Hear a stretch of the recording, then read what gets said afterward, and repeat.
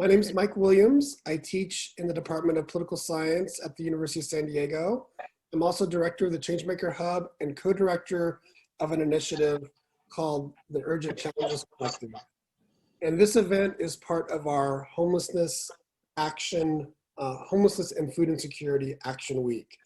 And this particular event is an opportunity for all of you to learn about the wonderful ways you can actually get involved with these issues on and off campus. And my name is Maria Silva. I work for the Mulvaney Center for Community Engagement on campus and am honored to work with a lot of the community partners on this call and help facilitate relationships with nonprofits and other community-based organizations. We're super excited to have you and grateful to have you this morning virtually. So the way this is gonna work is that we have three different organizations who are gonna present on the ways that you can get involved. So they're each gonna present for about 10 minutes, and then we're gonna have time at the end for some questions. So I'm gonna ask each of our presenters to just briefly introduce themselves and the organizations that they're with. And Marilyn, I'll start with you. Perfect. So my name is Marilyn Villalba. I am the volunteer coordinator here at Feeding San Diego. And in case you're wondering, Feeding San Diego is one of the two major food banks in the San Diego County. So while you think we're located in Chula Vista or in the area of San Diego, no, we actually are located in Sereno Valley. Thank you, Marilyn. Noel and Jared? Hi, I'm Noel Musicha, and I'm sure I'm not on mute. Okay, good. So yeah, I'm in the community known as Linda Vista, which is the neighborhood that the University of San Diego is in. I'm a co-pastor at Ebenezer Church, along with Jerry, who introduced himself soon. Hey everybody, I'm Jerry, which is short for Jeremiah. Also co-pastor at Ebenezer Church, along with Noel, and then we have a third, Pastor Ruby, who could not make the call, but it's good to be here. Good morning, everyone. My name is Dr. Cynthia Avery, or Dr. A. I'm Assistant Vice President for Student Affairs, and one of the things that I work with here on campus is our Touro Renaissance Scholars Program, and I oversee the USD Food Pantry and Touro Closet. Great. So we're gonna start with Feeding San Diego. There's a brief 1-minute video that we're gonna watch right now. I tested this earlier today. This should work, but let's keep our fingers crossed. I think I already did something wrong. Okay, hang on. I did, okay. I'm learning. There we go, do that. I was about to say so far so good, but. No, don't say things like that, Bert. Don't jinx it. There we go.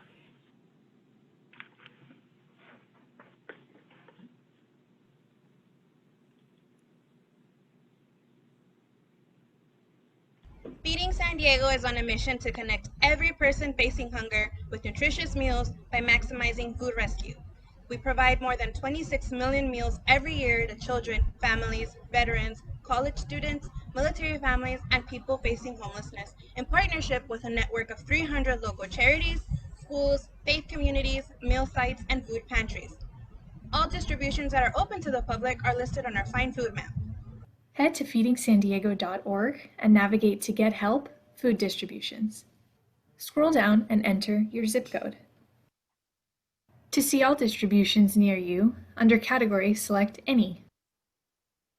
Choose a radius that works best for you, and click Find Locations. Scroll down to view a list of distributions near you. Take note of the map key for more information. When you find a distribution that works best for you, simply click on the directions. See you there. Did that work?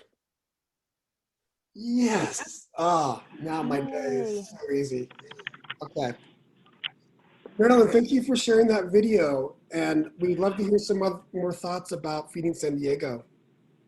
Yeah, definitely. So I could actually start by telling you where the background came out. I'm the person in the video, and surprisingly enough, I'm wearing the same t-shirt I was in that video. Didn't do it on purpose.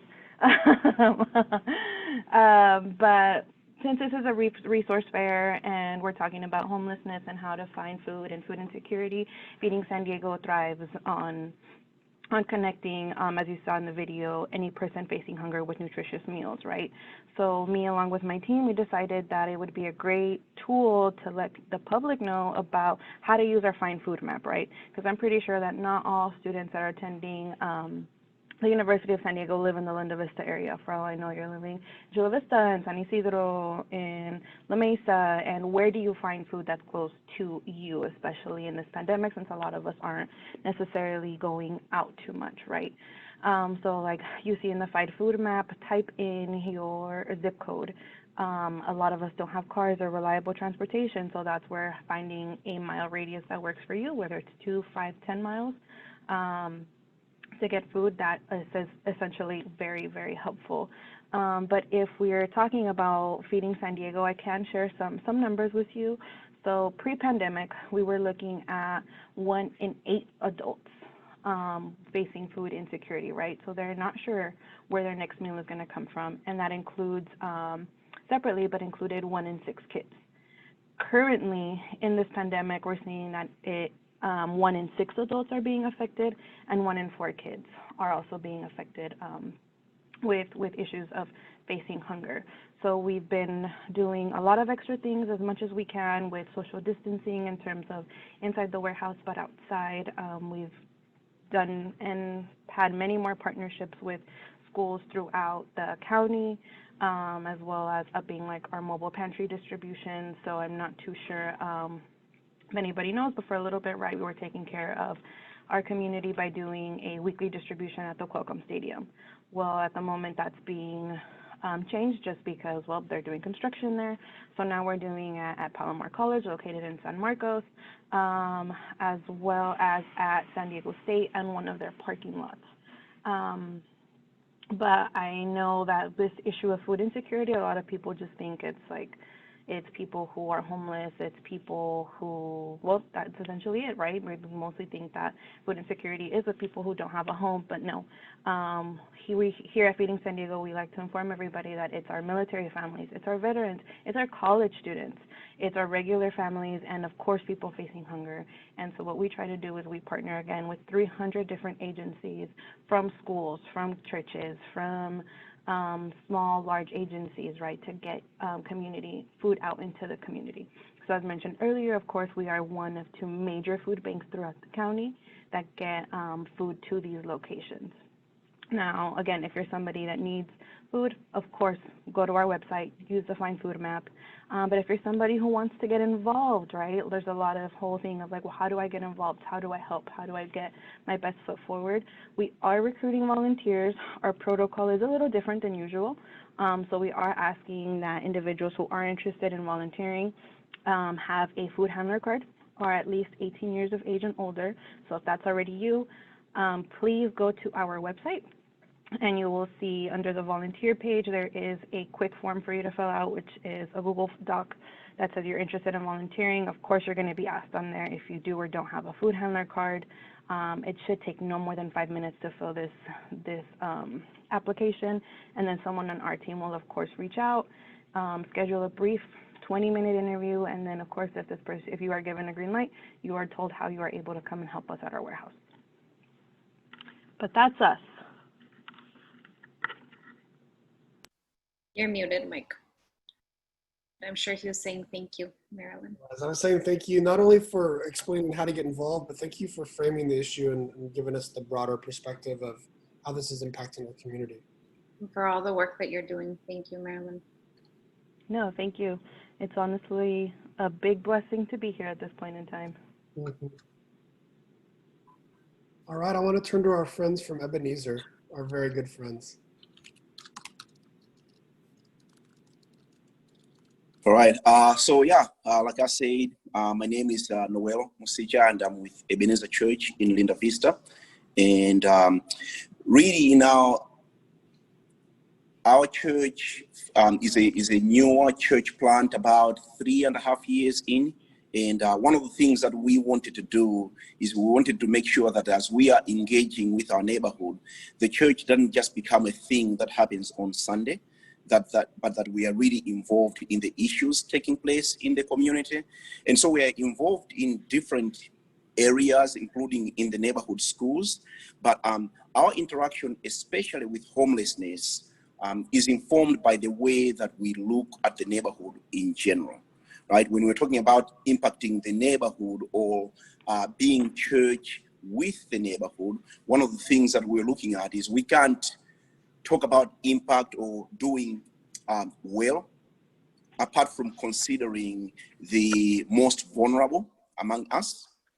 And so in everything that we do, in all the initiatives that we think about, we think first, who are the people here that are most under pressure? Right, so homelessness became one of those things.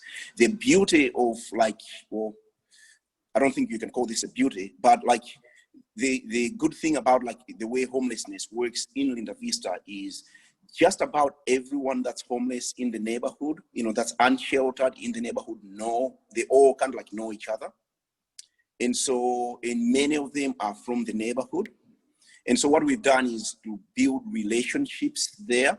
So much so that much of the work that's actually happening at the moment is being done by some of the people that we build relationships with over time that are still on the streets themselves, but they have taken on the mantle because they're like, oh yeah, we don't just continue to be served. What can we do?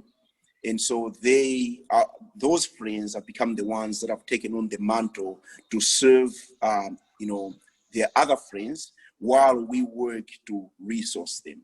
So in a bit of a nutshell, that's kind of where we're coming from. We feel like building prototypes like that really matters. And if we can demonstrate that these relationships can work between those that have homes and those that are unsheltered, we feel like we can really build something beautiful in there. And because many of us are in proximity with each other, it's just been really cool to see what is continuing to develop and who's choosing to make what choices based simply on saying, I feel loved here. I want to make sure that I'm extending that love to somebody else. So that's kind of our beginning point. And then Jerry will tell us a little bit more. Yeah, I think, Knox, you used the term proximity, and that term has really driven a lot of what we do at Ebenezer, right? And we've shared that we don't have a homeless ministry, we don't have a food ministry. We have friends that we began to eat meals together with, and it's through those meals that we learn their names and we learn their stories. And as we grew in that kinship, as Father Greg Boyle talks about, as that kinship bond deepened, then we had to begin to ask the questions of, when we left the church, we would literally step over some of our church members, some of our friends, because they would set up their beds under the overhang of the church. And when you do that and it's raining outside or it's cold or you hear the sirens, you have to begin to ask the question of, how do we get these friends onto higher ground? And interwoven within that is, our journey to higher ground is deeply connected to theirs as well. So food became, and food resource and access to food became a central piece of that. How do we make sure our people can eat? And how do we make sure our people are beginning to transition from sleeping outside under the church overhang to something much more sustainable? So that I think is what drives us.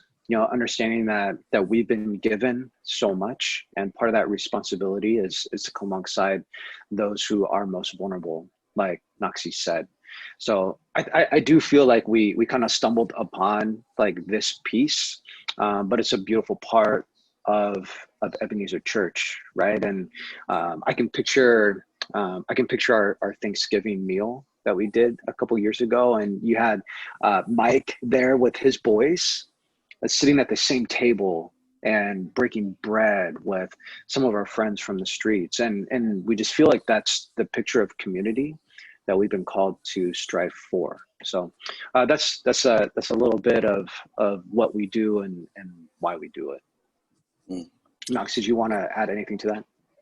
Yeah, I was just going to say now, like having gone through the process of building the relationships over time, now we're looking at, okay, what are some of the tangible things that can happen right now? Just now has our team, starting with the people on the ground, again, this is happening imperfectly, but that's fine.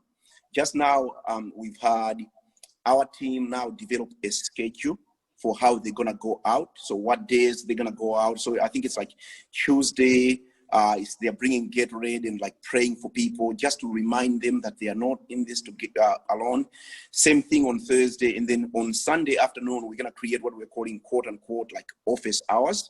So this is a space where we can just sit there under the tree outside of our church, social distance, where people can bring their concerns, what they're having a hard time with, et cetera, so we can see if we have the resources to be able to start to address some of those things. And then beyond that is, we've talked a lot about like the need for showers in our neighborhood. So we are working on putting together ideas to create a pitch for us to do a fundraiser that allows us to be able to have a mobile shower that is in the neighborhood, so people can begin to, just begin to get the dignity of a shower, And then, of course, as we do these things, we're seeing people that are clearly now, you can see they're like involuntarily homeless. So for those that are saying, hey, like I wanna change this, then the next step from there is to say, how do we make sure that we as a community participate in making a difference for those that don't want to be on the streets anymore? But letting that story tell itself, letting that the story cast the vision by itself has been one of the major things in our community, I think.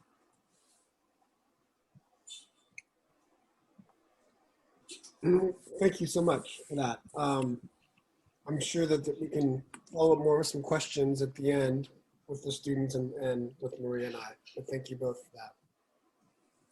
Dr. A. Good morning, everyone. I'm so grateful to be here to be able to share some of the resources that we have on campus for students who are in need. So I want to start with the Touro Renaissance Scholars Program, which is a little known program here at USD that I started probably about 9 years ago now. When I came to USD, I asked if there was any supports in place for our students who were former foster youth. I have been a court-appointed special advocate for children in foster youth for about 12 years now, and I learned that we did not have anything like that here on our campus. And very little is known widely about this population, that only 50% of foster youth actually get a high school degree, only 10% go to college. And of that 10%, only 3% end up getting their degrees. So I wanted to do something to support this population.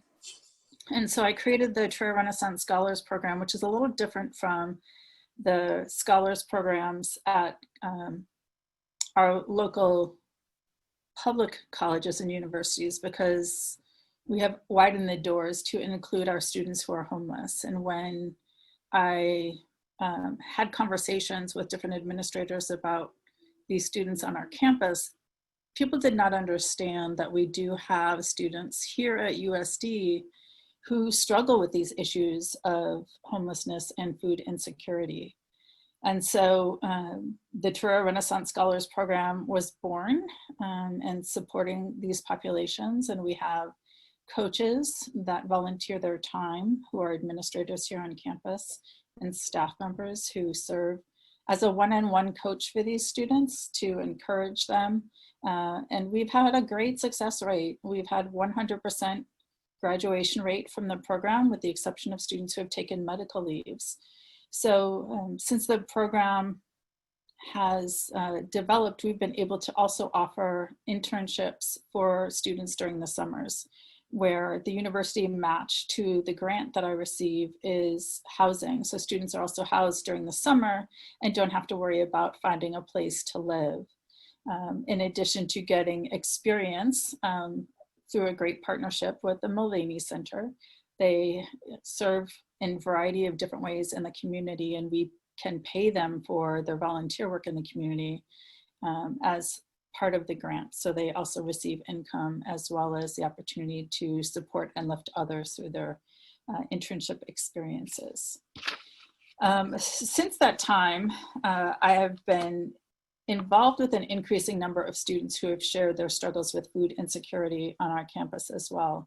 And so out of that, the USD food pantry was born, and it was very small to begin with, but about a year and a half ago now, almost 2 years ago, we were able to relocate it to a larger space on campus.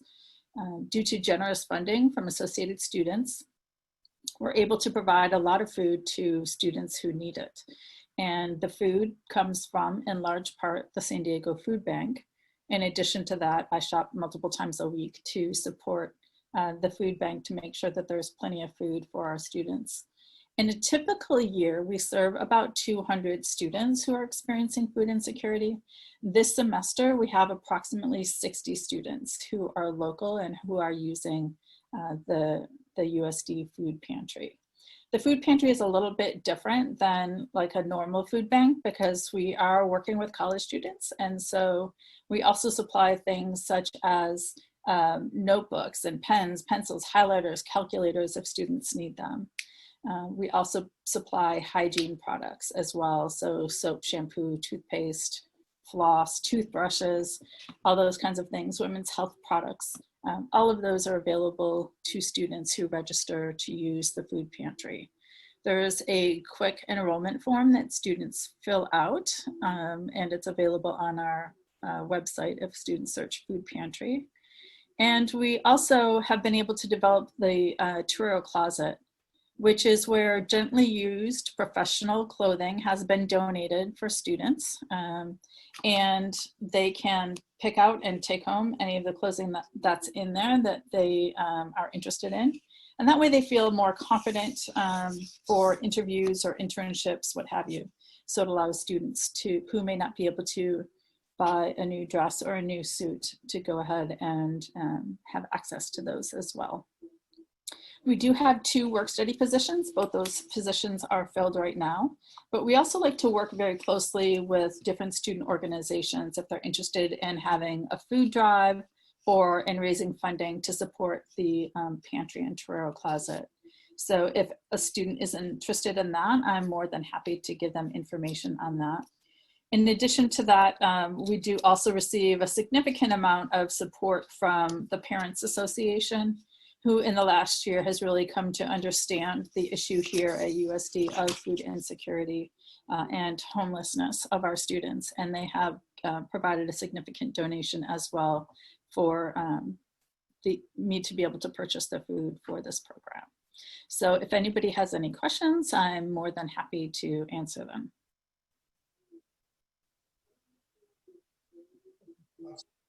I think the floor is open now. Of the 4 students in the room, I know 3 of you because you're in my and I know that the 3 of you that are in my class, I know you're all transfer students, so I know you're still trying to just feel connected to USD. I know Kara is calling in from New Jersey, not to put anyone on the spot, but I know, I appreciate you coming, and open to any of you, or even Ryan, if you have any questions, if not, Ryan and I have a question we can ask. Okay. Let me see here. I have one question while you think about it, Ryan. Yep. Especially for students, we're recording this so more students will see And so I'm curious, Marilyn and also Jaron Noel, you talked about ways that volunteers currently support your efforts, and I'm wondering if there's any way that you are working with remote volunteers. Is there any work online, virtual, remote that our students could potentially help with this semester since they are distance learning? Yeah, well, obviously it's, fairly easy to be able to do this when we're in person, but in the phase that we're in right now, in terms of like the development of the work, the biggest thing that we're going to be working on is putting together the campaign to purchase the mobile showers. So if there are students that are wanting to get involved in that creative campaign, we would really love that, so that in many ways, when we're all coming back to school, coming back to a level of normalcy, we can actually see what our work that happened during this window did. You know what I'm saying? So nothing has to stop because we can't be with each other physically, or like at least that part of it. The work doesn't have to stop. For sure. Thank you. So any students watching this now or later, if you are interested in supporting the fundraising campaign for those showers, feel free to reach out to me, Mike. And then Marilyn, how about you? Did you have any remote volunteer opportunities? At the moment, we don't have anything remote. Like I said, if anybody's interested in coming into our warehouse, again, you're more than welcome to. And I know, again, transportation is an issue. So not only do, personally, I use the Find Food map to help community members find food when they call, but that's also a great place to start if you want to find a partner agency to volunteer with. Again, of course, if something 2 miles out of the way works for you, use that Find Food map tool, because as you see, an address, a phone number, hours appear, so feel free to call them as well. In terms of other virtual volunteer opportunities, I'm not sure how this would go well over, since I know you have to track your hours, but if anybody wants to put together a food drive for us, we're more than happy to accept that. Again, I'm just not too sure how, in terms of tracking hours, that would work, because again, I know that's an essential part of that. But if not a food drive, I've had other volunteers or other community members do something as creative as a 5K walk, not where, how we're used to seeing it down in San Diego or Balboa Park per se, but socially distant, right, where if you and your family or colleagues or coworkers or whoever it is that you're involved with want to get together and conduct their the kickoff via Zoom, and same with closing ceremony via Zoom, and do your 5K individually, independently. That's always an idea. And here at Feeding San Diego, we're more than welcome to you're more than welcome to connect with us on guidance and support for those things. But those are a couple of ideas. And if you have even more creative ones, feel free to run them by us. And again, we're more than happy to support. Thank you. That's great, Marilyn. Cynthia, I guess the question for you is: are there ways for students to can they still make donations to the food pantry right now in the Torero closet? Yes, absolutely. They can make donations. They can bring them to our suite, UC 232, which is open Monday through Friday from 8:30 a.m. to 5 p.m. And we will certainly take those down into the food pantry. We also do get a lot of donations at the end of the semester. So just a reminder for any students on this call who might be viewing this, as you move out at the end of the semester, if you're returning home someplace else and you have leftover mac and cheese or pasta or whatever it is, we're more than happy to take that off of your hands rather than having you drive it back to Wisconsin. So happy to accept any of those donations. Cynthia, do you get a lot of gift cards? We have gotten a lot of gift cards in the past year, primarily from parents in the Parents Association. So they have provided some gift cards, yes. Do you prefer that as far as a donation, or do you want them just to do something online? Or folks can donate online directly to the Students in Need Fund or the Torero Together Fund. and that certainly is a great place for folks to donate. Gift cards are certainly welcome as well. Of course, the Visa type of gift cards, so they can be used at Target or Food for Less or where have you, are the easiest. Okay. One other thing, yeah, Cynthia, I'm glad you brought up the Renaissance program and everything as well, because I've definitely done stuff on that in the past. It's been a while, so I'm certainly due for a refresher to put that out there. There's just so many things that I think people need to understand about USD, and I'm glad that you have this Renaissance program. The food pantry, the Churro Closet really brings home what this week is really about. It's about taking action, and that's something that USD has done in this respect. What other things do you see happening on the campus that can maybe connect to this, to even spread it out some more? Because I think there just always has to be that awareness of things such as this. I know Souls has a food pantry space too, don't they? They do. That was managed by a student organization, but I'm not sure how active they are currently. So the USD food pantry that is located in UC 116 does serve all students, both graduate and undergraduate students. And it was intentionally placed in the UC because it's a very well-populated area, and allows folks to come by and grab groceries as they need to. Because we're in the pandemic right now, students are required to make an appointment. It's about a 10-15 minute appointment. So we can allow one person at a time to go into the pantry, and we make sure that they have face coverings and we provide gloves. And we just wanna make sure that that is as safe as possible. One thing that other folks don't necessarily know is that, you know, the community garden is also available for anybody who wants to gather the fruits and vegetables that are in harvest at any time. And we also have fruit trees, particularly around the Kroc IPJ. So students can grab, there's usually citrus trees, I think. So students are welcome to grab anything that's in harvest there as well. Something I've never thought to put out there. Thank you. Well, good, you've learned something new. Yeah, I learn something new every day. It's no, learn more than one thing new every day. Marilyn, with Feeding San Diego, can you, in the past, I've done stuff where I've called people, I've done some volunteering in the past. Might have been when it was maybe more Feeding America. And it sounds like it's changed its name a little bit to focus more on the local aspect. Is that correct? I'm not sure if it changed more on the local aspect. So yeah, before we were Feeding America San Diego, right? And essentially what is now Feeding San Diego is, we're still associated with Feeding America. We're just now one of 200 members, a part of the Feeding America, I don't want to say chain, but organization, right? National organization. So we specifically focus in the San Diego area, but that doesn't mean, I guess I could say as far as our locations go that I'm aware of, our mobile pantries go as far as like Fallbrook.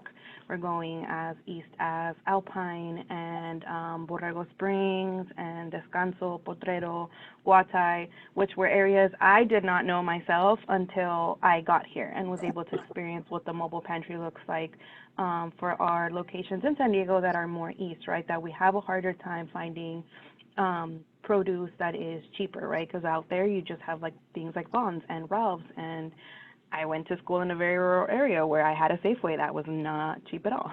So having these mobile pantries, at least for our families and students that are located out in those areas where it's a little harder to find food, definitely is helpful. But yes, we have changed the name from Feeding America San Diego to Feeding San Diego, but still a part and a member of Feeding America. I know USD has done a lot of volunteering there in lots of different ways. I think we have a lifelong learning program, the University of the Third Age, that has done opportunities there. So I know USD's got a long history of working with this, with your organization. Can you, what kind of student are you looking for? I mean, I guess any student, you know, obviously wants to help is important, but what are you looking for in students that want to work with you guys? Honestly, and this is great that you asked me. So I didn't mention this earlier. I've only been working here since February.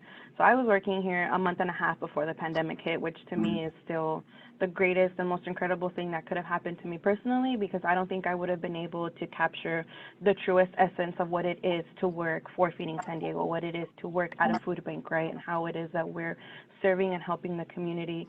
And based on the interactions from people that I've had that come through our warehouse, from people that are volunteering out at these mobile pantries, is if you're somebody who's passionate, if you're just somebody who loves the community and knowing that you're making a difference, of course we want you here. If you're just somebody who needs something to fill in that extra time, or it has always been your lifelong long-term or short-term goal to volunteer at a food bank, we're looking for you. We're just looking for people who are more than happy to donate their time, because I know it's not always easy to donate money, right? But if we all have that spare extra time, we'll gladly do something with you and help not just put you to work, but help you learn about things that are happening in our community, like the 1 in 6, like the 1 in 4, and how we're working with retail partners to maximize food rescue, right? And food rescue is just we're working with retailers to get more staple goods, whether that way we're not necessarily purchasing so much of it, but we're getting donated items again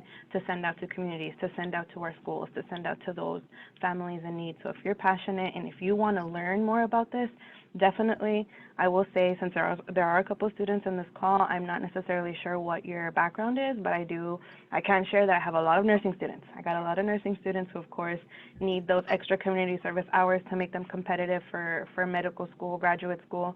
But that's not just them, right? There's other grad programs that need these volunteer hours. So if you're somebody that's like, I need a specific location that shows my dedication and time, you are more than welcome to be here. I can't tell you how many people I have that have already donated about 600 to 700 volunteer hours in a very short time frame. I have people who started volunteering here as of like early April, and what are we now, in September, and have over 150 hours of volunteering. So it's very easy, and at this moment we're very flexible. Again, as long as that criteria is met, we're more than happy to have you here. And it's not just about, oh, I volunteer and I'm not going to have these great human interactions and learn from others. No, we're still seeing that now. Like, we're still having positive interactions 6 feet away, and it's great. So thank you for asking. Sure.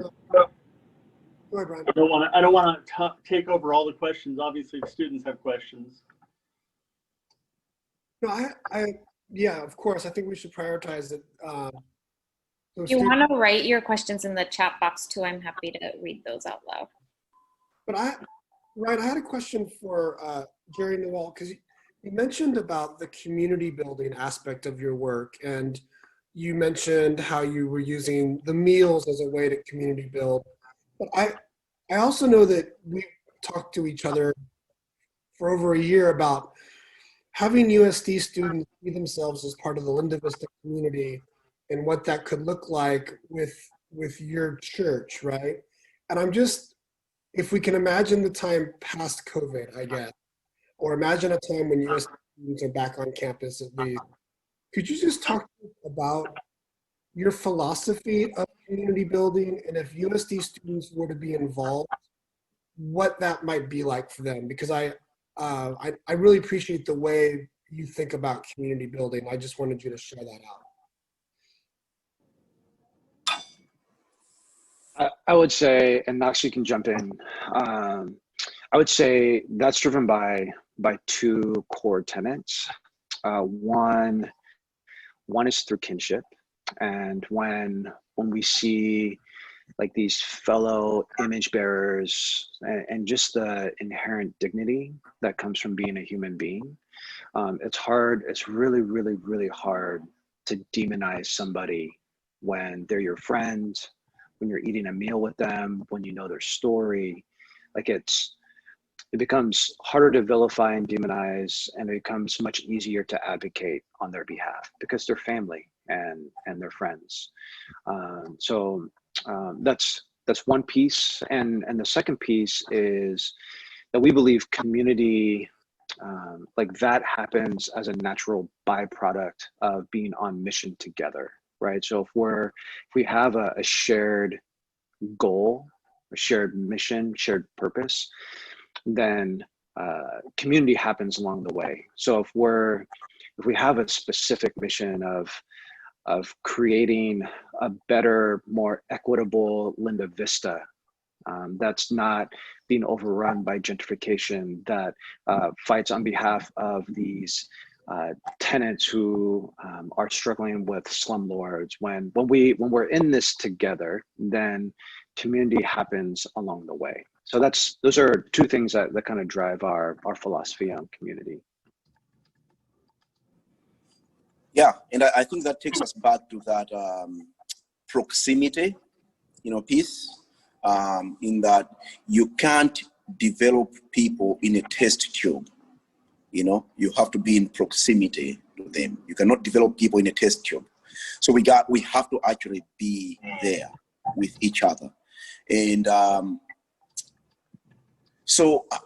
there's a really interesting thing in the observation of our community right now, 3.5 years or so, maybe almost 4 years in. If I were to ask the question, who are the people that have developed the most? I would say our men on the streets have actually developed the most in more tangible ways. So when we're thinking about leadership, why would we only consider those that are like in homes? You know what I'm saying? Like, you have a person who's serving his friends, who spent 30 years of his life in prison and was in jail in and out when he got out of prison, who has now been on some sort of a path for almost now 2 years consistently. That's hard to do. It's very difficult for any of us to do. So it's just like it's a flip on the way that we look at leadership and development, and begin to say, okay, these people are having to make very, very hard choices. And I think they too are ready. And one of the things that has been amazing to me is seeing some of our friends who have just gotten the opportunity to get their roofs over their heads in like the period that we've been together, and how much they change almost instantly. You can see the difference, So it's like we're just family, we're just family. We're in this together, and so that's kind of like that is definitely central to our philosophy.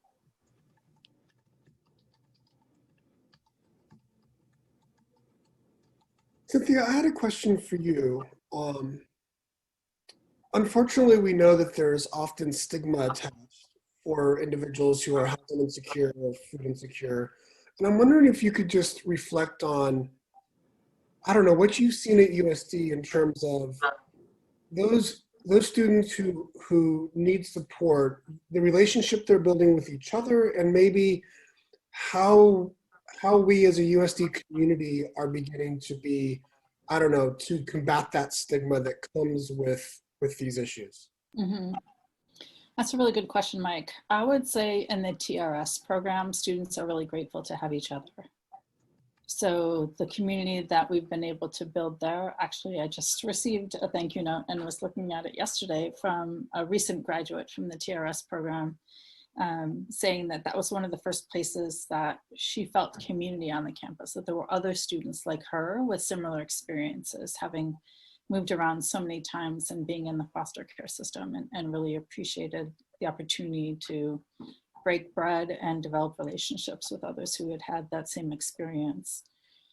So that has been wonderful. In terms of the stigma of the food bank, I think that has been, for the students who need it, I'm grateful that 200 have sought us out, right? And that ASG now understands the problem and is willing to support as well. And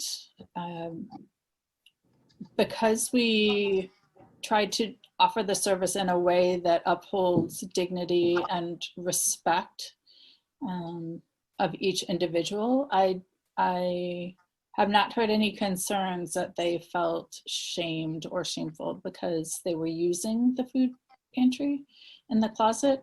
More gratitude for the fact that they can get healthy food and be able to make healthy meals. So not all of our students as well are eligible for CalFresh. We do encourage them to also apply for that, so they have some choice, right, to be able to purchase items. But USD doesn't accept that. Our system, unfortunately, does not allow our cash taking system or credit card taking system. So that means that students have to have access to someplace out in the community as well. So we do encourage folks to do that as well, to be able to access as many resources as they can, and to understand that we love them as our community members and we want to do whatever we can to support them. Did that answer your question, Mike? It did. Okay, good. And I imagine, Cynthia, that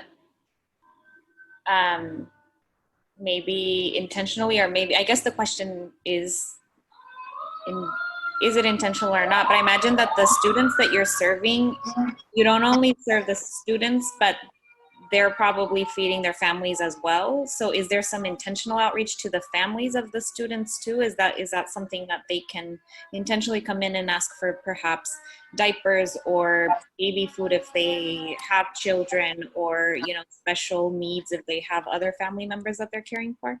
Mm-hmm. Yes, the funding that we receive is technically to support students, but we certainly know that they are also supporting their family members, and we don't restrict the amount of food that they take. There's also the opportunity for them to request what they need. So we did have a student a few years ago with a young child who I would purchase diapers for and actually deliver them directly to them, because it's big and boxy, and it's hard to carry with a backpack. So that is something that we are absolutely open to doing. Anybody that has a special request, we try to also, we ask students' dietary needs as well, to make sure that we're able to provide things that will be healthy and accessible to whatever dietary needs they have as well. So yeah, there's no limit on the amount of food that a student can take. There's a recommended on your week, this is what you should be taking, but we don't limit that or watch that. Yeah.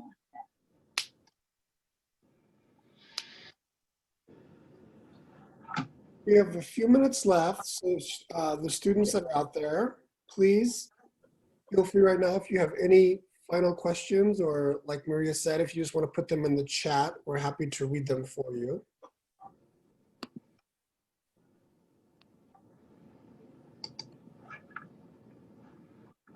I do want to give our presenters time at the very end just to have the opportunity to say any final thoughts or anything that we failed to ask that you really wanted to make sure that you wanted to lift up.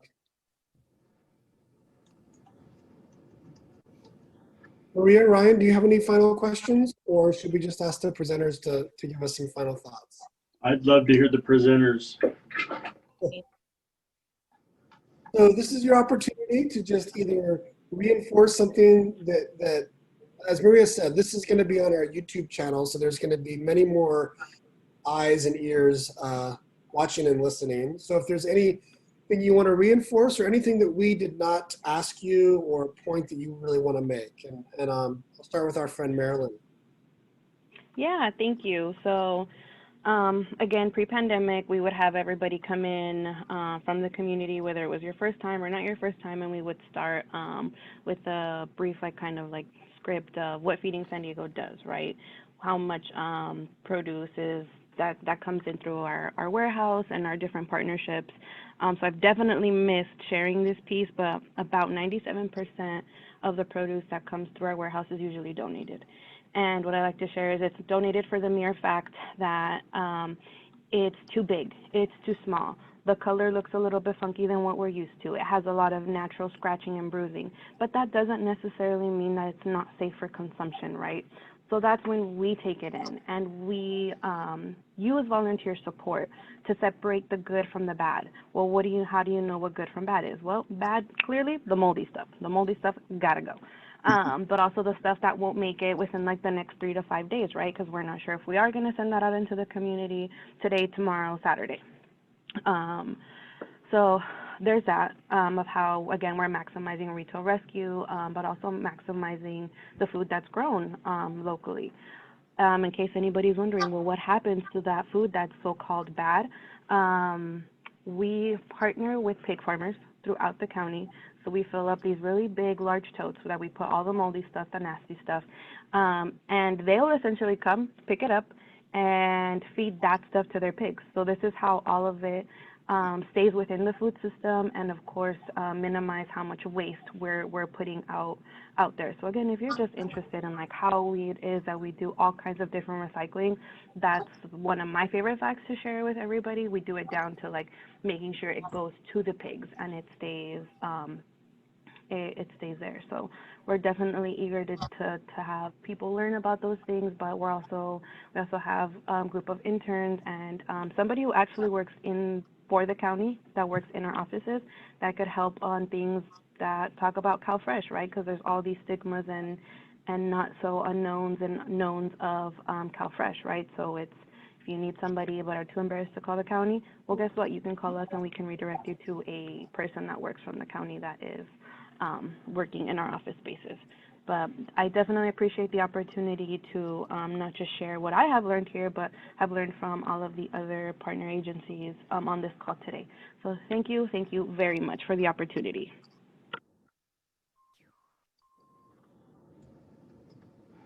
Thank you, Marilyn. Go ahead, Noel. Also wanted to just say thank you very much for the opportunity and the opportunity as well to learn from everyone here. And if I will have a final word. It is this fact that they say like in this decade, right? In this next decade, basically, America is going to see the largest, most historical transfer of generational wealth from one generation to another. At the same time, we're seeing all the things that we're seeing in our lives right now and on our streets, many of which are perpetuated by poverty. And I think when we are in seasons like this, like the pandemic seasons like this, it is easy for us to self-prioritize because we have an excuse to do so. And I just want to encourage us to not stop creating. Don't stop thinking. Don't stop being involved in the things that help other people feel a little bit more human, right? Like we can never, ever, ever say that we're doing well until we look on our streets and we see our poor, thriving. And so, just as an encouragement, there's a lot of excuses right now for us to just prioritize ourselves. But I think, in times like this, it takes even more creativity, even more effort, even more. You're not going to gravitate into goodness in a season like this. So let's be good and let's be good together. That was good. You should be a preacher. The sheep don't listen, man. It's like this.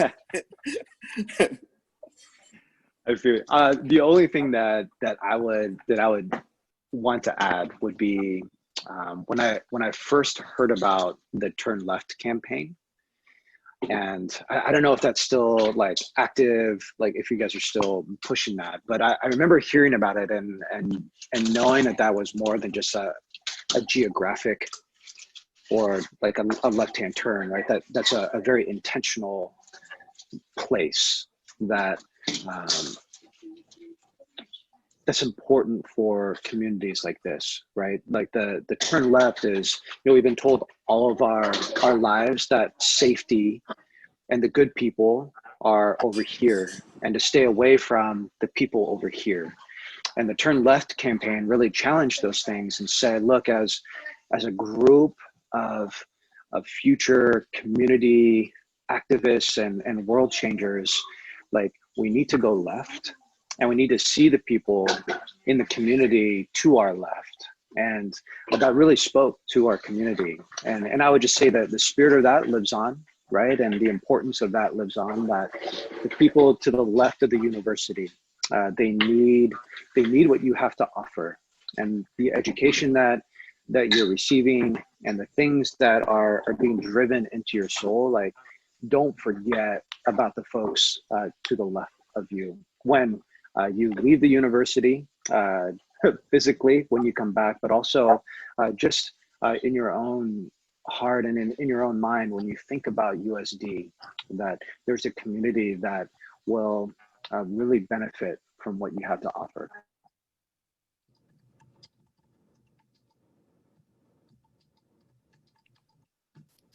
I guess the last thing that I would say for our USD students on the call is we strive to be a very diverse and inclusive community. And I just want everyone to reflect on the fact of the very diverse socioeconomic statuses and family structures and systems that our students come to us with, as well as part of the rich diversity of our campus, and that all of these folks are part of, you know, the fabric of our USD family, and everyone should be, you know, treated with dignity and respect and be able to have a wonderful college experience here at USD, and everything that we can do to support them, let's do.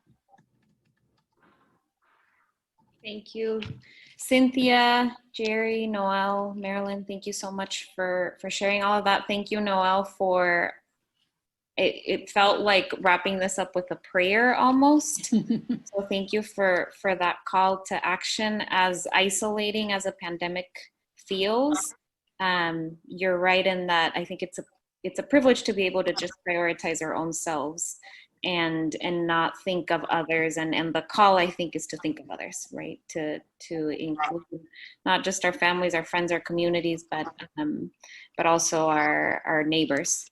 So thank you for that reminder. Thank you all for the great work that you do for our students, for our communities, and for the invitation to be a part of that. This semester, we have to get creative about the virtual ways we engage, but we're also very excited for a more normal reality in the near future, where we're able to be alongside each other doing this work physically. I am going to share a survey link on the chat box that we ask that you all please complete before leaving or as soon as you leave. It's a very short, brief survey on the events on this event and other events if you've attended throughout the past week.